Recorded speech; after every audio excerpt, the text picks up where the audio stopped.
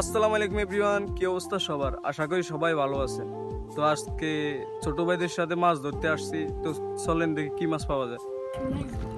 তো আমরা চলে আসছি, এসে ওরা যে জালটা ফাঁদছিল ওটা উঠেছে ওখান থেকে। তো এই যে দেখতেছেন দেশি অনেক ধরনের মাছ পাইছে, যেমন টাকি মাছ, পুঁটি মাছ, বাইং মাছ এগুলা পাইছে। এর সাথে কাঁকড়াও আছে এবং দেশীয় যে সাপগুলো আছে ওগুলোও আছে। তো ওরা মাছ পেয়ে অনেক খুশি, বাট আমি ওদের সাথে এসে অনেকটাই খুশি। তো এই জালগুলো দেখতেছেন, এগুলো দিয়ে কিন্তু মাছের অনেক ধরনের ক্ষতি হয়, মাছের জাত বংশ নির্বংশ হয়ে যায়। কারণ এই জালগুলো দিয়ে ছোট ছোট যে বাচ্চা মাছগুলো আছে ওগুলো ধরা খেয়ে যায়। তো এই জালগুলো আগে আমরা দূরে দূরে দেখতাম, এখন দেখি আমাদের এই দিকেও চলে আসছে। এগুলো কিন্তু বেআইনি, বাট এগুলো তো এখন বাঙালির বেআইনি মানে না। তো আমাদের ভিডিওগুলো আপনাদের কাছে কেমন লাগে কমেন্টস করে জানাবেন। তো লাইক কমেন্ট শেয়ার করে সবসময় পাশেই থাকেন। আল্লাহ হাফেজ।